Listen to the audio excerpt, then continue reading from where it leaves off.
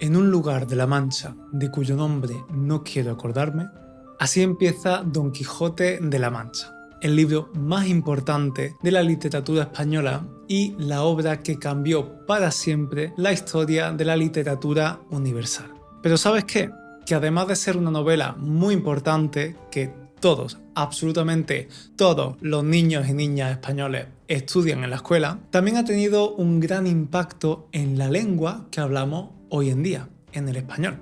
Por eso, en el episodio de hoy vamos a hablar un poquito sobre este libro, sobre las referencias culturales que nos ha dejado y que tú, como estudiante de español, necesitas conocer y, por supuesto, lo más interesante, te voy a enseñar 5 expresiones idiomáticas que nos ha dejado este libro y que todavía usamos hoy en día en español.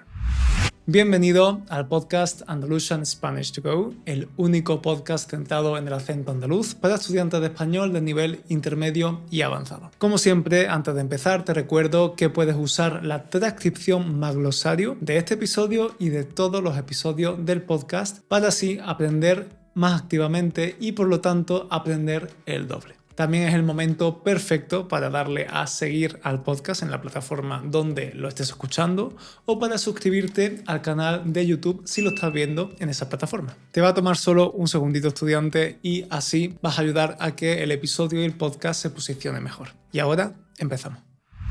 Estudiante, ¿quién es exactamente ese Don Quijote de la Mancha? Pues bien, Don Quijote de la Mancha es este señor que tengo aquí en esta figurita, si estás viendo el episodio en YouTube. Si no, pues te dejo una imagen de la figurita que tengo aquí en la librería en la transcripción del podcast. Y Don Quijote es el protagonista de este tocho que tengo aquí en mis manos. Llamamos tocho a un libro que es muy largo y bueno, pues esta novela tiene 1200 páginas, así que yo creo que se ha merecido que lo llamemos tocho. Y uno de los motivos por los que es tan largo es quizás que se escribió en 2 partes. La primera parte se publicó en 1605 y la segunda parte en 1615, 10 años más tarde. Así que, estudiante, estamos ante un libro de más de 400 años. Un dinosaurio, vamos. Y su autor fue el escritor en lengua española más conocido de la historia, el señor Miguel de Cervantes Saavedra, más conocido simplemente como Cervantes o Miguel de Cervantes. Y bueno, como estudiante de español que eres, probablemente te suene este nombre gracias al famoso Instituto Cervantes, que es una institución internacional que enseña español por todo el mundo. De hecho, los famosos certificados y exámenes de DELE forman parte de este Instituto Cervantes. Pues bien, no es casualidad que esta institución lleve el nombre de este escritor. Podríamos decir que Miguel de Cervantes es el análogo, es el equivalente, digamos, de Shakespeare para la literatura inglesa. De hecho, es muy curioso porque Shakespeare, o como lo llamamos en español, Shakespeare, y Cervantes fueron contemporáneos, es decir, vivieron en el mismo tiempo y aparentemente murieron el mismo día o en días muy cercanos. Aunque hay muchas teorías sobre esto, así que hay que cogerlo un poquito con pinzas. Es decir, no puedes estar 100% seguro. Supuestamente el escritor inglés y el escritor español murieron el 23 de abril. Y ahora tengo una pregunta para ti, estudiante. ¿Qué se celebra el 23 de abril? ¿Lo sabes? Si eres tan lector o lectora como yo, quizás lo sepas. El 23 de abril se celebra el Día Internacional del Libro. ¿Y qué mejor día para celebrarlo que el día en el que 2 de los escritores más influyentes de la historia murieron? Pero volviendo a la historia de ese libro, de Don Quijote de la Mancha, os voy a contar algunas curiosidades sobre este libro. La curiosidad número 1. Este libro tiene algo único, y es que se considera la primera novela del mundo occidental. Sí, la primera novela. Antes de Don Quijote de la Mancha no existía este género literario como tal, al menos en la literatura occidental, porque todo era o poesía o teatro. Así que este libro fue muy innovador y cambió la historia de la literatura universal. Curiosidad número 2. Don Quijote de la Mancha es el libro más vendido de la historia.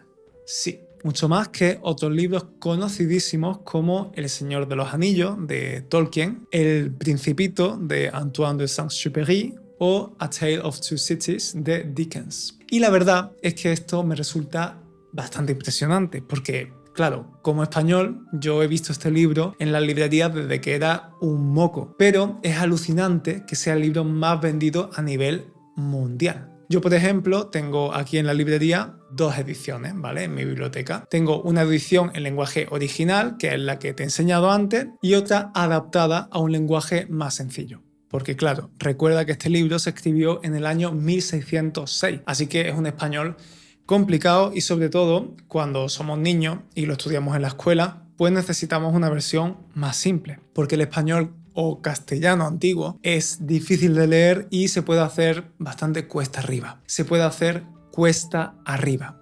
Una expresión idiomática que significa que puede resultar difícil, que requiere de mucho esfuerzo. Estudiante, en lo que llevamos de episodio ya han aparecido varias expresiones idiomáticas como esta de se puede hacer cuesta arriba. Las expresiones idiomáticas son esas expresiones que no se pueden traducir literalmente y que ni siquiera existen en otro idioma a veces, pero que te hacen sonar súper natural y expresivo cuando hablas un idioma. Como antes, que en lugar de decir que el libro es difícil, que es una palabra muy ordinaria, he dicho que se hace cuesta arriba. Pues bien, estudiante, tengo una muy buena noticia. Este jueves 26 de junio a las 19 de la tarde, hora española, hora de Madrid, voy a hacer una masterclass, un webinario, donde te enseñaré las 10 expresiones idiomáticas más útiles para tu día a día y sobre todo te enseñaré cómo usarlas bien y en qué contexto decirlas. La masterclass es totalmente gratis, pero para participar necesito que te apuntes en el enlace que te voy a dejar en la nota del episodio. Atención además porque hay plazas limitadas, así que date prisa y no te lo pierdas. Y ahora seguimos con el episodio. Pero estudiante, ¿qué historia cuenta este libro que lo hace tan popular y tan exitoso? Pues por si no te suena, te la resumo brevemente. Este libro cuenta la historia de un caballero llamado Don Quijote de la Mancha que vive en La Mancha, que es una comunidad autónoma actual del centro de España. Y por eso tiene ese título. Don Quijote es un hombre de unos 50 años de familia noble. Es un hidalgo, ¿vale? Una palabra un poquito antigua, hidalgo, que se refiere a eso, a una persona de familia noble, adinerada, de buena cuna. El caso es que Don Quijote, a sus 50 años, es un lector compulsivo y empedernido de novelas de caballería, de caballeros medievales. Y lee tanto ese tipo de novelas que termina volviéndose loco, completamente loco. Y piensa que él mismo es un caballero medieval. Y en su locura, Don Quijote busca un escudero, que es básicamente un acompañante, un ayudante que vivirá con él un montón de aventuras. Y este escudero es el famoso Sancho Panza, que es un hombre bajito, gordinflón y bonachón. De hecho, Panza no es el apellido de Sancho, sino que es un apodo. La panza es simplemente la barriga, el estómago. Y es que Sancho Panza es la imagen contraria de la de Don Quijote de la Mancha que tengo por aquí, que es un hombre pues, muy alto, muy delgado y una mijita demacrado, con un aspecto un poquito enfermizo. Que por cierto, estudiante, si quieres saber un poquito más sobre la palabra mijita, escucha el episodio 73 del podcast. Y por supuesto, estudiante, que es un caballero sin su caballo, ¿no? El caballo de Don Quijote se llama Rocinante y aunque él lo ve como un super caballo porque el pobre pues no está muy bien de la cabeza, realmente Rocinante es un caballo esquelético y casi moribundo, muerto de hambre y bastante viejo, que tiene que llevar siempre a Don Quijote a lomos, a su espalda, ¿no? Y Sancho, que es escudero y no caballero, que es una clase social más alta, va con su burrito o asno. Como ves, ya desde el principio forman una pareja bastante cómica. Y bueno, pues a lo largo de muchísimas páginas de 1200 páginas concretamente, pues Don Quijote emprende toda una serie de aventuras para mejorar el mundo, muchas de ellas totalmente absurdas. Pero todas las locuras que hace Don Quijote las hace por el amor de una dama, una mujer de la que Don Quijote está perdidamente enamorado. Esa mujer se llama Dulcinea del Toboso.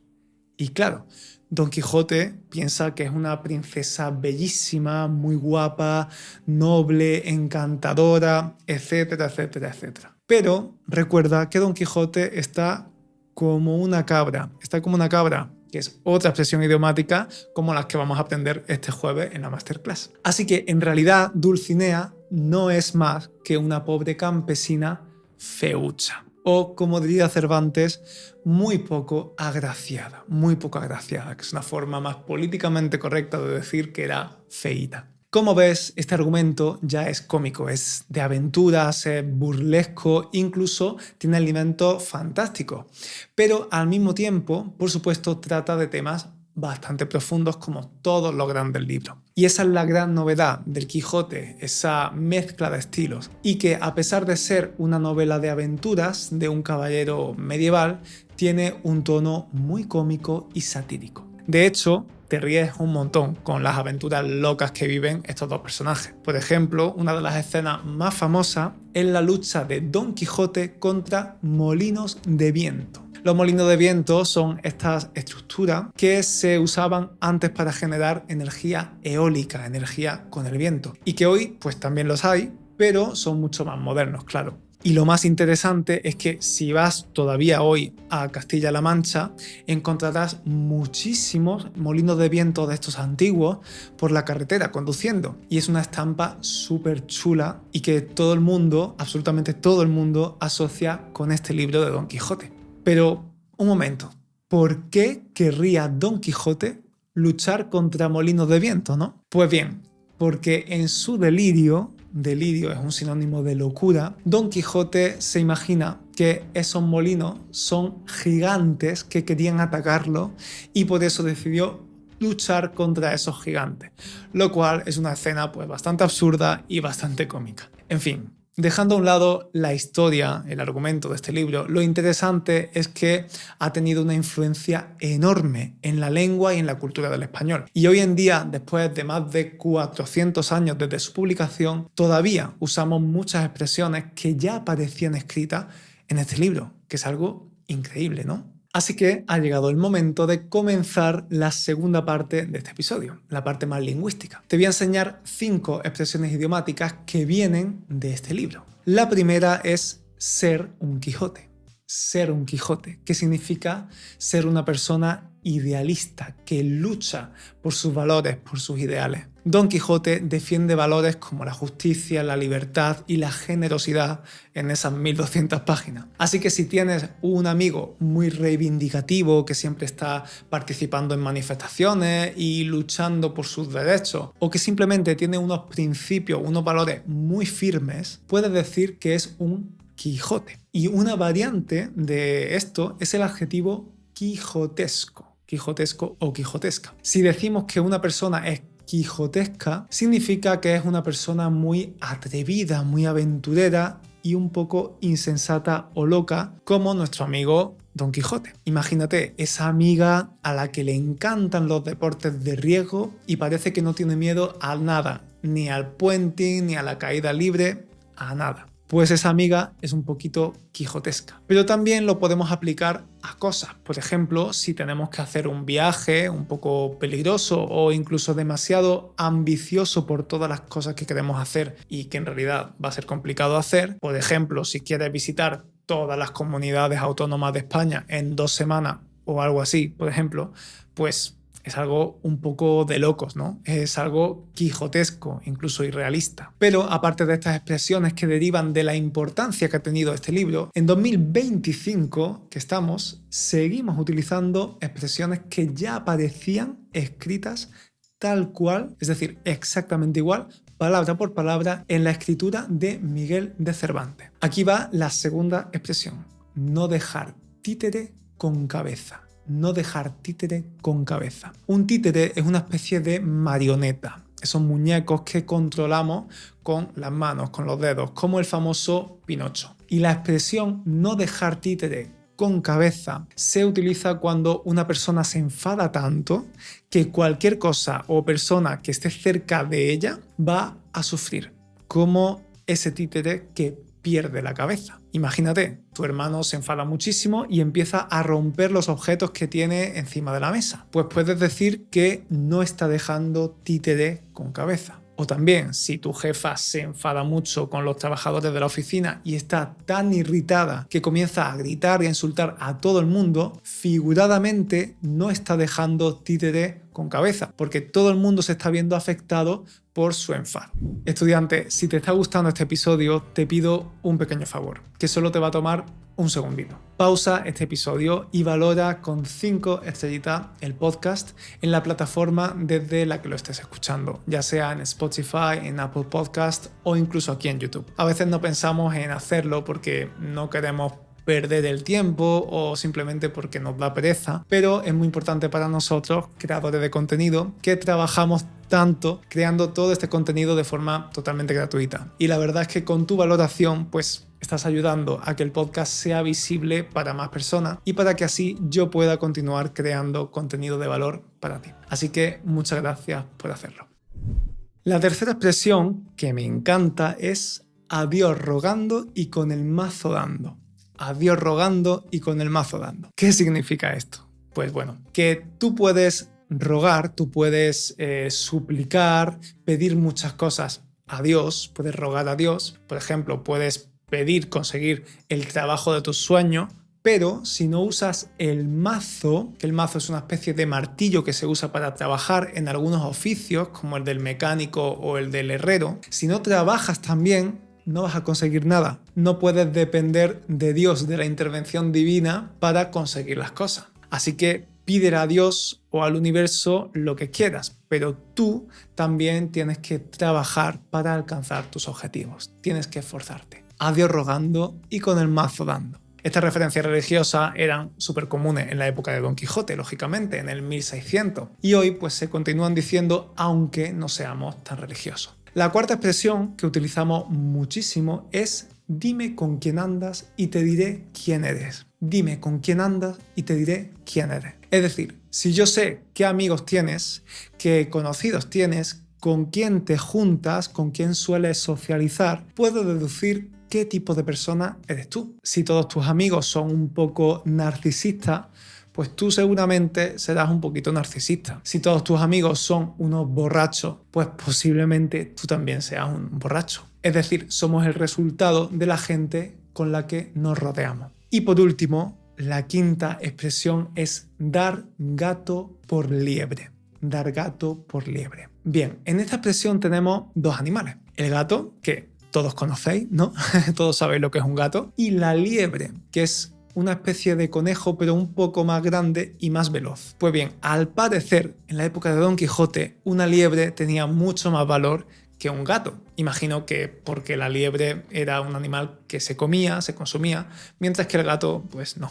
Entonces, si alguien te vendía o te daba gato en lugar de liebre, que es lo que tú querías, te está engañando, te está timando, estafando, te está dando algo que no vale nada, un gato, como si fuera una liebre, algo de valor. No está siendo honesto contigo. Si te compras por internet una chaqueta de cuero supuestamente que te ha costado un dineral y cuando te llega te das cuenta de que no es cuero sino plástico, pues siento decirte que te han dado gato por liebre, estudiante.